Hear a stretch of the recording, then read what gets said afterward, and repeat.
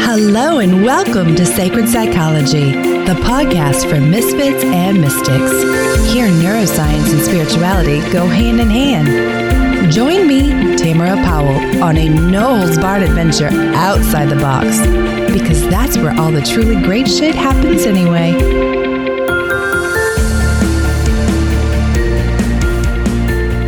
Welcome to Sacred Psychology. I'm your host, Tamara Powell, and I am so honored that you are sharing a little bit of sacred space with me. Today's guest is Robert Cox. Now, Robert, if you have been following Undressing the Spirit, was on episode 4 of Undressing the Spirit, where we talked about mindfulness and addictions recovery and trauma, etc. Well, he is back today to talk about the intersection between trauma and intimacy. Perfect topic for us, right? So Robert Cox, if you are unfamiliar with him, is a therapist in the Kansas City area who specializes in trauma, addictions, and autism. He uses mindfulness as a way of teaching his clients to create an emotional space where they can learn to choose their course of action rather than simply reacting. His podcast, Mindful Recovery, is a resource for teaching these methods to individuals recovering from trauma and addictions. And Robert is also currently in the final stages of writing a book about the treatment of autism from a trauma perspective. So in today's podversation, we dive into what is trauma? Is it only the bigger type events most of us think of? What does it do to the brain or the psyche when it comes to relationships? And more specifically, when it comes to creating and maintaining intimacy? How are we going to begin to heal and close the gap on this interference between trauma and intimacy? And what are some ways that our intimacy connects with spirit and our spirituality? Such a power-packed episode. So without further ado, I give you Robert Cox. Hey, Robert, welcome back to the show. Thanks. I really enjoyed the last one. I'm looking forward to this one, too. Oh, me too. There were so many great spin-offs that we could have gone down, and I'm really excited about what we're talking about today. I like rabbit holes. I like going down rabbit holes. I like creating rabbit holes. Yes, me too. Perfect synchronicity there. So you are all things trauma. And I mean that in like the biggest compliment. You are a badass when it comes to explaining trauma in a way that us lay people can click with.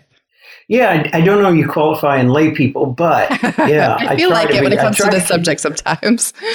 I try to keep it in real terms because people who come to you with trauma or want to discuss it are generally very intimidated from the get-go. So using $5 words when a nickel word will do is just going to intimidate further. Yes, even other clinicians is my point. This is why I hold you in such high esteem, because clients don't come in saying, hey, here's my box of trauma. Right. So what do you hear from them that kind of points you into, there might be something more to explore here? You know, it's not as much. I mean, of course, we hit those spaces where they're avoidant, right?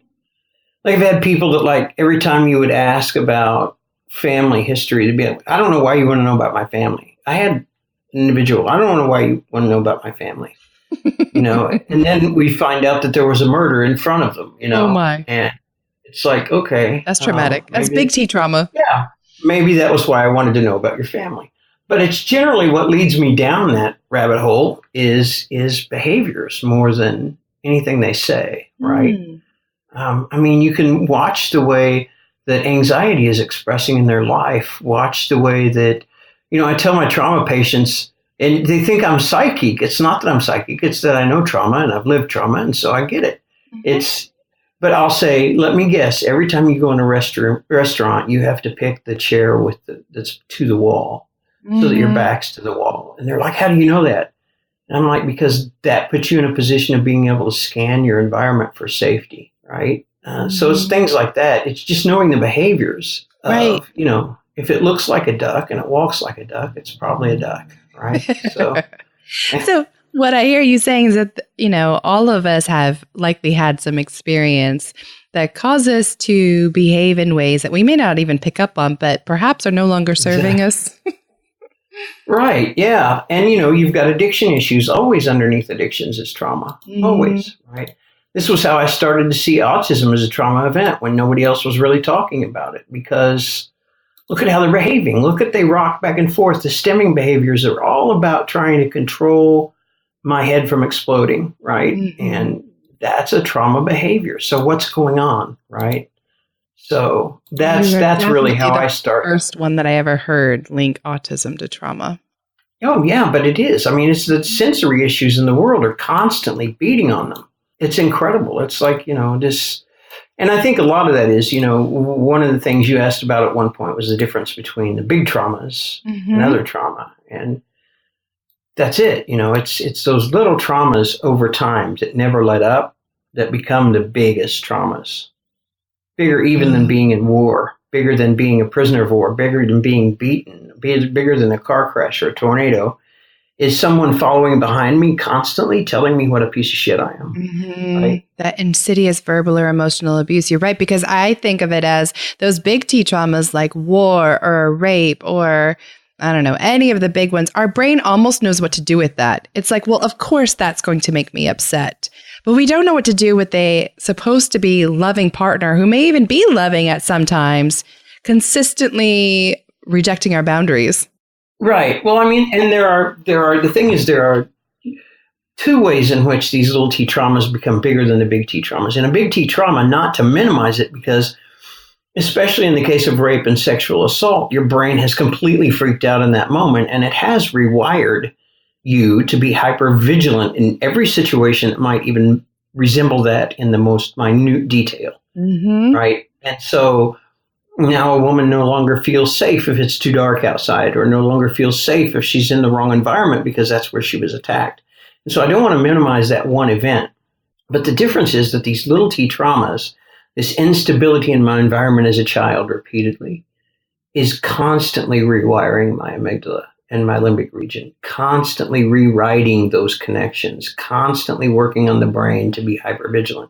And so that lesson gets set much more in stone over time than it does from one isolated incident. Right. And I think the research definitely backs us up on that, because here's where someone who does come home from, one war or a bad car accident, or they were mugged, one big T trauma, and we're able to move through it depending upon the person, and maybe even just a couple sessions. It really just depends upon the meaning and perception that their brain attached to that traumatic event. Whereas these repeated, constant, supposedly little, that end up being much bigger deal, way harder to undo the distress and dysfunction attached to it. And we really see that very clearly in EMDR. Yes. I am not, I'm going to say, certified in EMDR yet. Heading that direction. You go. Because it really is the gold standard in trauma treatment. But here's the thing. We also know that it works most effectively on those isolated incidents, right? In rewiring those. And that in cases where someone has suffered such severe trauma that they're expressing severe mental illness, or, a borderline personality disorder, or some of these other things, that you have to stabilize them emotionally enough to be able to handle that therapy. And so when the trauma is months. It take a long time. I have an individual that I've been seeing for almost 2 years, and I still would not consider referring her out for that therapy, because what it would dig up, the trauma that she was under was so significant that you could not isolate one incident enough to really isolate it, you know what I mean, and deal with it in that way. And so it would trigger the whole ball of wax. Yeah, it makes a lot of sense to me. So because we're talking about how trauma interferes with intimacy, where do these repeated reactions and rewirings start to cause us problems in our relationships? Well, I think we see it most clearly in attachment disorders, right? The relationships that come into our office, and I've started to get close to this guy, and he started to make me feel safe, but my brain's telling me the world's not safe. And so I'm going to do something like have an affair or push him away as hard as I can and just break it off on my terms instead of having to deal with rejection. Even though it's the one thing that they really want more than anything. Sure, is to feel safe in the world, but I don't fundamentally, even though this person started to make me feel safe or make me feel good, I don't trust that. Everything in my brain is screaming, don't trust that. It's never paid off. Mm. So it becomes this push-pull with them, really hard to let your guard down and be intimate, whether physically or emotionally, when your brain's screaming at you that we're about to see the other shoe fall. Absolutely. You see this a lot in sexual behaviors of men who are, absolutely want to stay married to their wives, yet at the same time, they're on porn sites constantly and then looking through Craigslist for the anonymous hookup, because what they fear more than anything is not sex and sexuality. That's what they crave. But what they fear is intimacy, right? That's not a safe space for them. Sounds sappy, but it's true. Yeah, absolutely. Absolutely. I've sat with man after man after man who's like, would openly admit in the therapy room that, the hardest thing in the world was to approach his wife for sex, for intimacy, right? Even without the sex, just to go on a date and look at each other for an hour. And I think that's harder for most people, interestingly enough, especially in today's day and age. Oh, yeah. Try putting your phone face down for that entire meal and just engage your spouse, right? Mm-hmm. See if that doesn't feel threatening. So hard.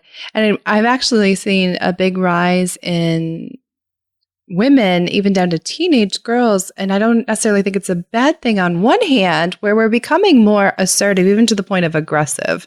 And so it's like we're reclaiming, the divine feminine. This is all about sacred psychology and, our sexuality even.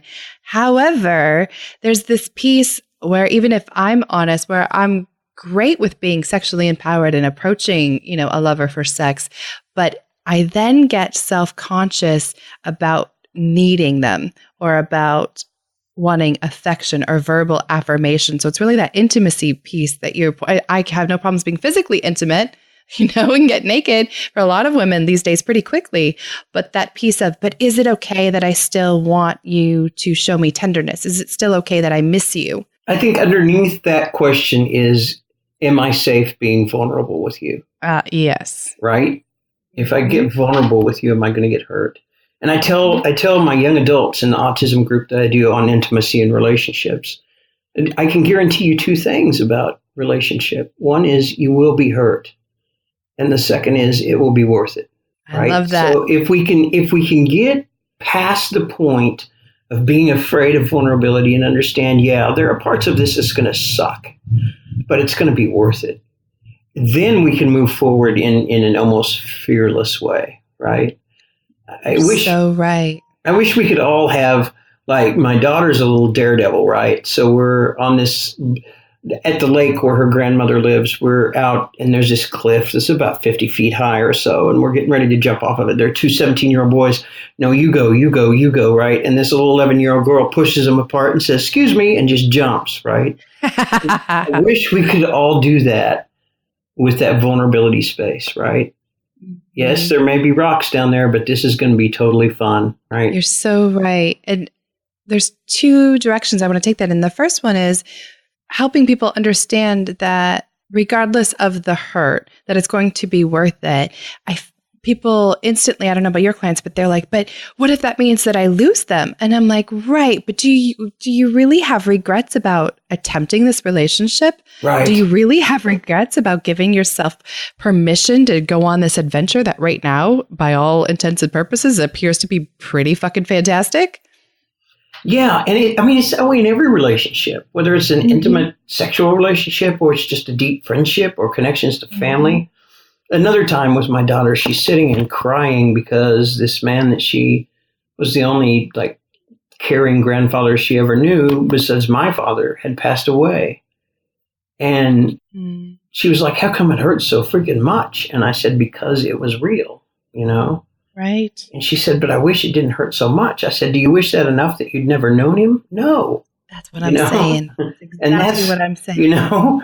Understand that's the price, that Rumi poem I love it's all about intimacy. He says, my loving says to me, the price of a kiss is your life. And I say, what a bargain. Let's buy it. Oh, that That's that. That man. Yeah. Oh, I know. It's amazing. I love every time he talks about the idea of the divine. It's as if he's The speaking. beloved. Yeah. It's about he's speaking as a lover. I was like, I love that because if we look at the brain science, just the science behind all of this, we were meant for connection.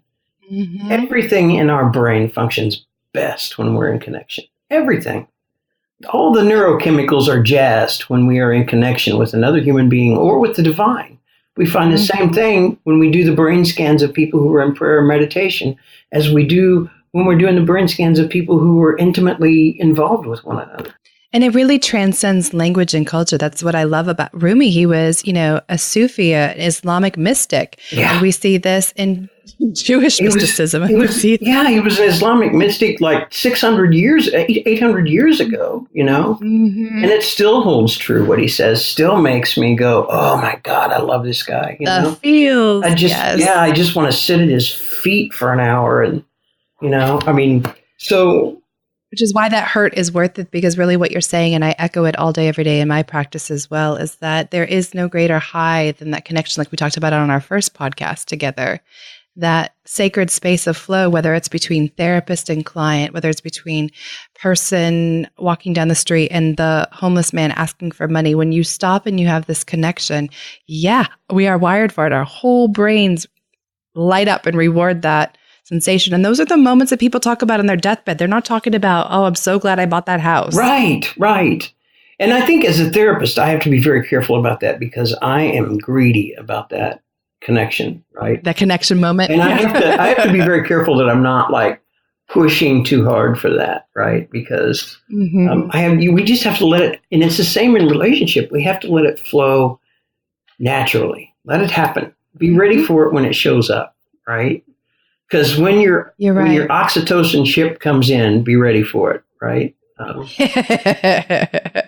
Amen. Which brings me to the second point that really jumped out at me while you were talking of all of the different presentations that come up with the discomfort for intimacy. And so I personally work a lot with the Enneagram, but it could work with the Myers-Briggs, it could work with EFT, however language you want to use it, where some of us, we get anxious and we push away.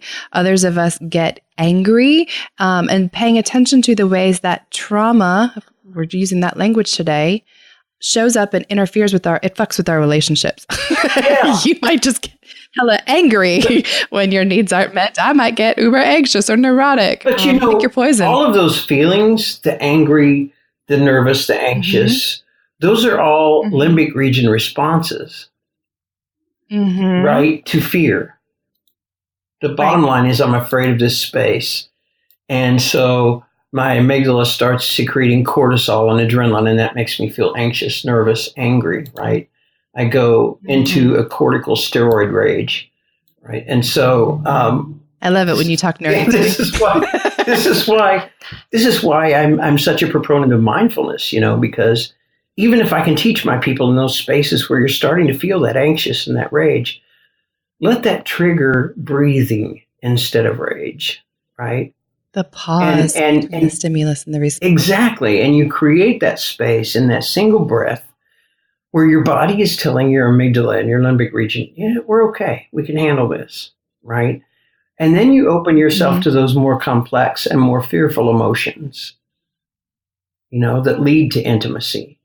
And I, especially with men, because we are so primed to go to the anger and rage. I tell my male clients all the time, look, anger, rage are the pit bulls that stand out in front of the other feelings we don't want to feel, right? Yep. So I want you to take that extra breath and start asking yourself, what am I really feeling underneath this anger, underneath this rage? Well, I'm scared she's going to leave me, right? Fundamentally, it comes down to... And what a paradox, because when you get hella angry with her, what does she want to do? Not stay there and hug your ass. And that's that attachment problem, right? I'm afraid she's going to leave me, so I'm going to push hard. And then when she does, I can say, well, oh well, right? Right. Yes. I love that we're talking about the emotions that mask. It's almost as if they're saying, if I risk nothing, I hurt nothing. And I'm like, but if you risk nothing, you gain nothing, Be willing to hurt to gain in that space. be willing to accept the potential that she might reject me. Because if she doesn't, it's totally going to be worth it, Mm-hmm. I've seen this show up for myself in my own life. You talk about mindfulness. Mindfulness is such a bitch, right? Because once you see it, you can't unsee it. Yeah, that's like the saying in 12-step, nothing will screw up a good high like a little bit of recovery, It's so true. Because the more that I work on my spiritual path and my personal development, the more I realize that my particular flavor of intimacy avoidance is making like an insensitive comment and walking away.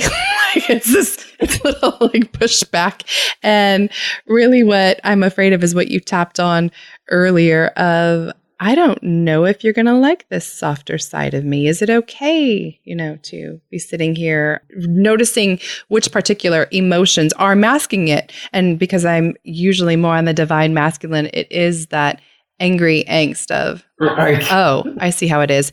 And as I see how this is going to play out. That's fine. I've made the whole conversation in my head before the boys even had a chance to respond. Right? Yep. And I've noticed there's a subtle nuance even beneath that, though, when I do sit with it longer, if I'm having a good day, of I really get bummed out as a type 7 on the Enneagram, the enthusiast. I'm all about experiences. I'm such a freaking existentialist. And so if I'm having a wonderful experience, I want to share that. And having to learn to honor whether it's my clients or my lover or my children when they're not feeling that's it. The space they don't want that. I think that's the space we get in as geeks, where I come home and I'm like, I've just had this amazing intellectual discussion with 3 PhDs and, I want to come up like my wife and I want to tell her all about it. And she's like, the trash needs to go out yet. It's like, right. It's like, oh, great. Thanks for shutting me down. That's what I had parents for, it's like. Right. And instantly all that stuff pops back up when you're 20, 16, 8. Absolutely. And, the other thing I wanted to say about this, how trauma interferes with intimacy, is to be very aware of how what you're saying might not be what they're hearing. I will use my daughter and my stepdaughter and my wife as an example, because they are people who have survived a great deal of trauma, right? And when my daughter was little, there was a lot of yelling going on, and it was always threatening. And so now, every time I correct her, even if I'm using the same voice I'm using now, very calm, and I'm explaining, your tone of voice right there is going to get you grounded. And she will respond with, why are you yelling at me? Right? And it was only a few years ago I put together that she really does think I'm yelling at her. It's that trauma response in her. I'm in trouble. Oh my God, the world's unsafe. This person's yelling at me. Right? And so we really were able to process some of that and talk about, sometimes you hear me yelling at you and I'm not actually yelling at you. It feels that way because you feel attacked because I'm correcting you, but that's not the same thing, right? And so I see this play out in relationships a lot too, and especially with wives who most men don't understand. They don't get that just because I know in my head I would never, wife does not mean that she has been primed by a society to feel that way or actually understands that on an emotional level, right? And so when I become loud or my voice raises, I become physically threatening to her, right? And I think we really need to cross this boundary of trying to make men aware that women really are existing in a society right now that is not safe for them. And they are raised in a society feeling unsafe about the male world around them. And it is our responsibility to change that without and within relationship, and you have to be very careful of your tone in that sense. And even language, I think we all have certain trigger words based on our parents, previous lovers, a nasty boss. There are just certain things that you say it. You could even be very calm and loving and mean it in the best way. And you just lost that person. They're out of the room emotionally. And I think that is a genderless experience, right? Agreed. I mean, my wife knows the way to get me triggered is just say something that sounds like my mom, and that's like Low attachment trauma. Yep. Right. Yeah. So that's there, I mean, you're just going to go. And you don't, developing that space in between where you can breathe and say, okay, it just sounded that way. That's not how she meant it, is really, really important. That is where EMDR really helped me during my divorce, was hearing certain words, bitch or the C word. I don't even like saying that one. But right. I don't either. Yeah. I don't, because it's become such a power word. So charged. And I know we're reclaiming it, but I actually had 3 sessions, I think, of EMDR with someone, just going over those words and my attachment to it. And now I can hear them, even from my ex-husband, and I don't have an emotional reaction at all. Yeah, that's good. It's magical. Like, it's more of like amusement, like, all right. Which is far more damaging to him than any emotional reaction you can Agreed. Have. I didn't do that for that reason, but sorry, not sorry. It's a good bonus. One of the fringe benefits, right? So what are some other ways that we can begin to heal and close this gap between, our past and this, neuroplastic reaction and wanting to be intimate and close and not afraid of being intimate and close?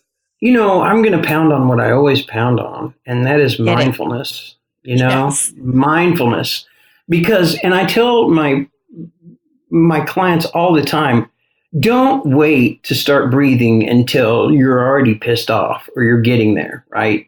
You need to do this in those calm times when you first get up in the morning or before you go to bed at night or during, I suggest to a lot of the meal times, because then it's easier to make the habit if you've attached it to something that already is a routine, right? Mm-hmm. And so you need to practice in the times that you are mellow, because that's when you're going to retrain your brain, not in the moment.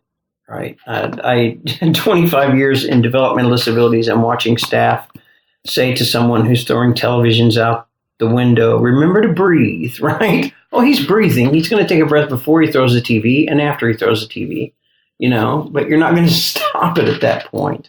So just practice, just like any skill you want to get good at. And it really does rewire your brain. I've experienced it, both from a research perspective and an experiential perspective. It is a fantastic way of breaking the old bonds that tell you the world is unsafe and creating new ones that say, sometimes it's unsafe, but I can survive that. I love that. I've actually added on to that, like, for people who are willing to write or even just talk into their phone, a little bit of processing, even by yourself, of, okay, now that the situation is over, what in my life has also made me feel like that? Like, that feeling is always very familiar, whatever it is, that frustration, angst, anxiety, in that particular nuanced way. Where did I feel that before? Yeah. And being introspective. What does this, okay, look, I know I'm not really that pissed at my wife. So what was this about? Why did I get this over the top with this? Because it doesn't seem like it's that important, right? Why did the lady at Walmart make me so mad that I wanted to throw my groceries in the back and break a jar of mayo? What is this really about? Yep, I had one of those just last week where, well, recently, may not have been week, timey-wimey, where Will wasn't going to be home for dinner and I felt instant rage. Yeah. And I'm like, this is something so small. What in the hell has gotten a hold of you, Tams? And I just followed that emotion like, where does this feel familiar? And it comes back to, I'm always preaching about the Enneagram. As a type 7 on the Enneagram, our biggest fear is not being able to rely on someone else. And so I had this expectation, so stupid once you find the thing.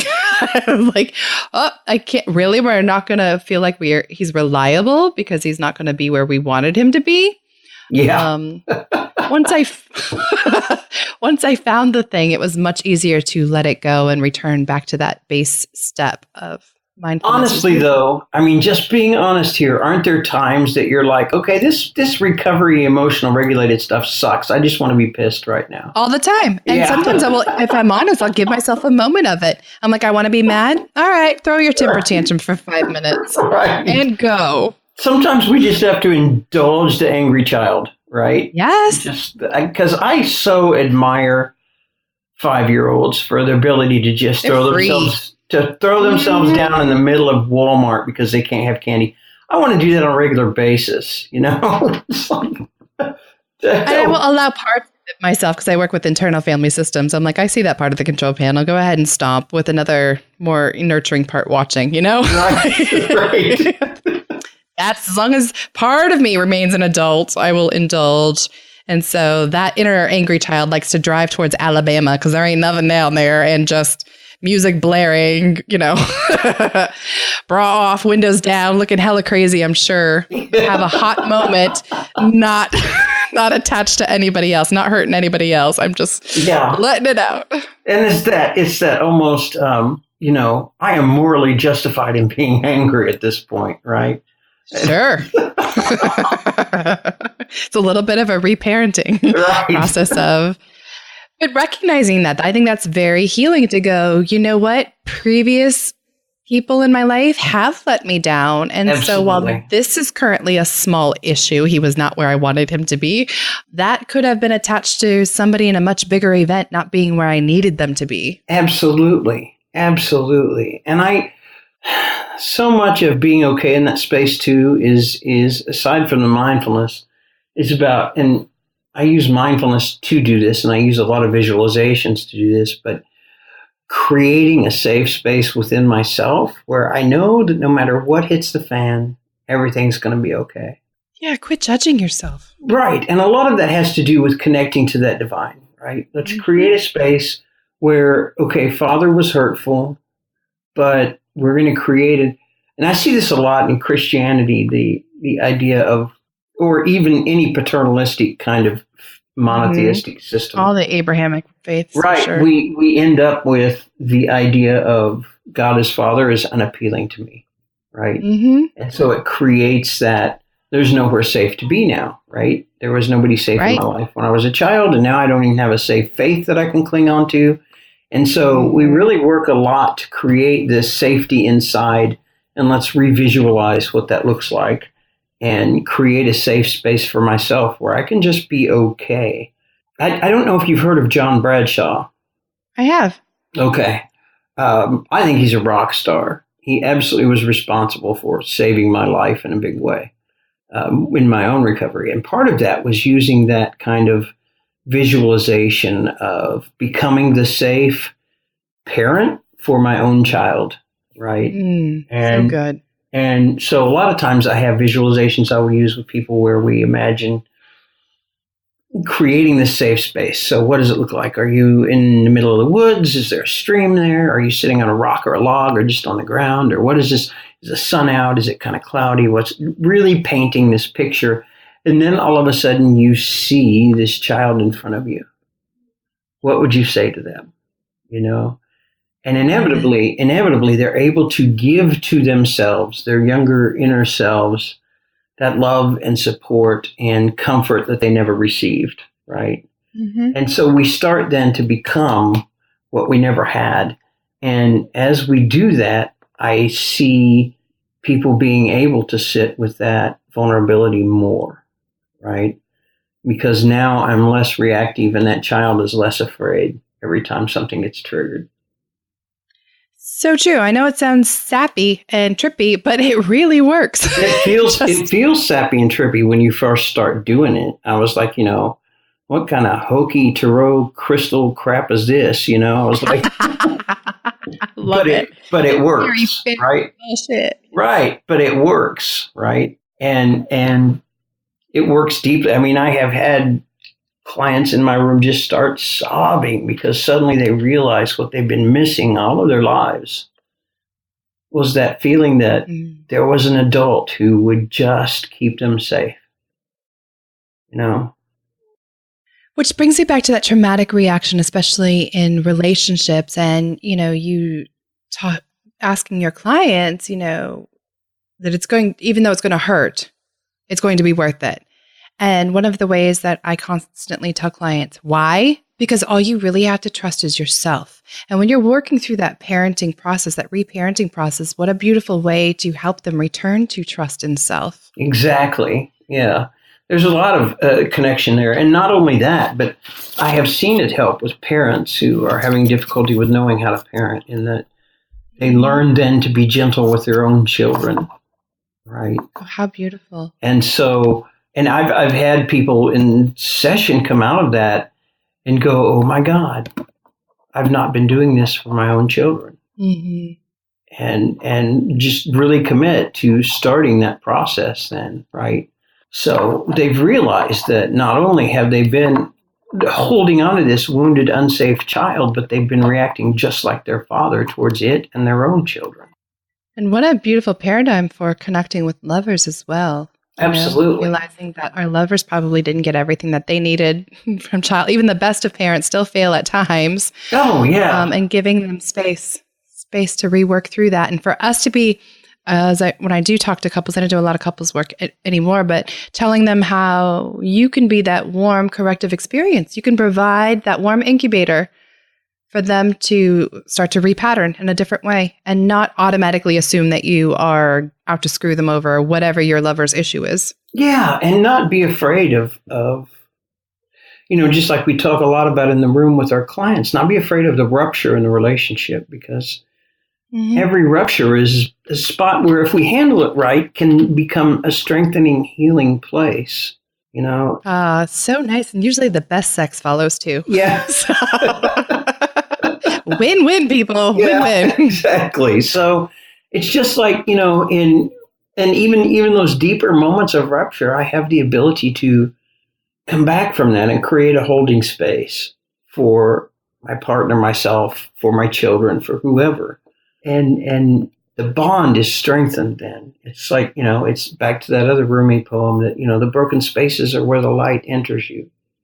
Mm-hmm. We were created for connection, but the only way we will ever have the need for connection is if we are broken. Yes. If everything is functioning perfectly in our lives, we have no need. And if we have no need, we never reach out for other. Swoon. I'm just going to float in this airy space for a hot moment. Yeah, until somebody sticks a pin in me, and then I have to come back down, Yeah, so. Yep. Well, Robert, as we wind down, where do you see the sacred entering into the therapeutic space? How do you see that happening? I was talking to one of my grad students the other day who was all about, I'm teaching the addictions class. And so they're working a lot with middle school, high school students, and they really are taking on too much themselves, right? Sure. And I said, if you at any point have convinced yourself you're the most important person in that room, you have lost. Their healing is not your responsibility. It's not even completely their responsibility.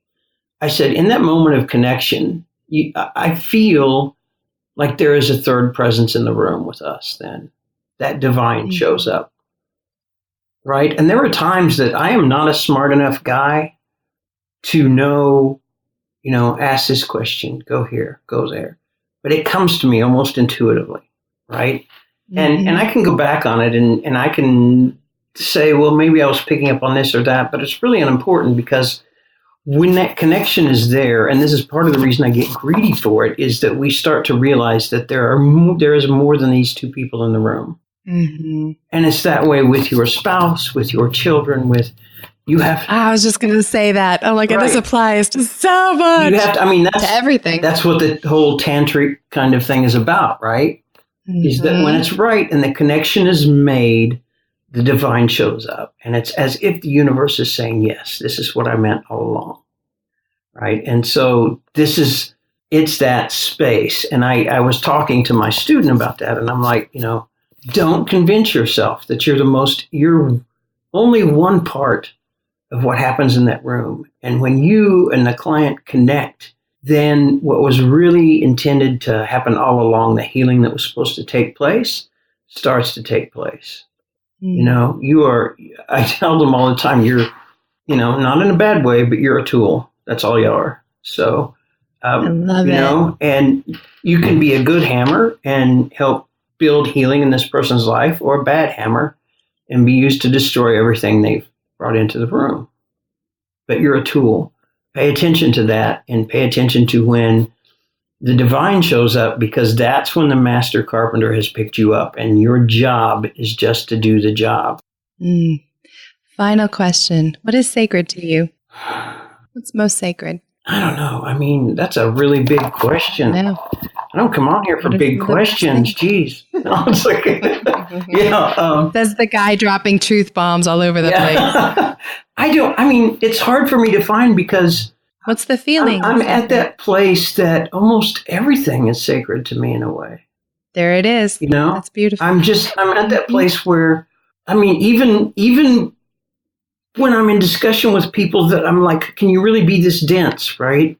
Mm-hmm. Being in this place has even screwed up that for me, right? I can't just be angry at them.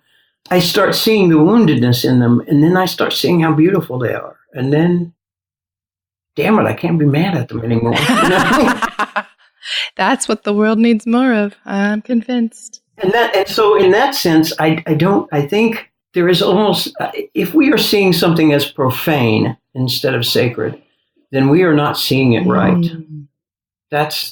We're not looking deeply enough, And so the real question for me is, if I'm only seeing the ugliness in you, right. Why? What's wrong with my glasses? Why am I not looking any deeper than that? Because there is something deeper than that. That has worked many a time for me in session with a difficult client. Absolutely. Where is the wound? Where are you so broken that this is the only thing you're presenting me with? Utter hate or nasty or hurt or whatever. Right. Robert, you are such a joy. Thank you so much. Thanks. I really like being on here. You tweak all my geek spots and then just throw me aside. Good God. Wham, bam. Thank you, sir. That was so good. Pass the Jack and Coke and a cigar. Whew. Thank you. So, it was great being on. Thank you.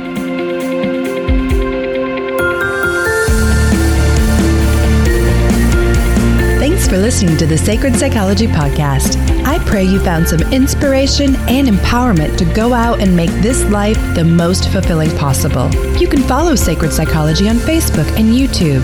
If you haven't yet, please go to Apple Podcasts and subscribe, rate, and review this podcast. Tag us on social media and let us know what you think as well. Please note that the information provided is not meant to convey professional, psychological, or medical advice. If you could use such services, I highly recommend seeking them out from someone you trust. To get in touch with me personally or to see how we might work together, please check out ariatherapy.com or talesfromatrapezoid.com. Until next time, everyone.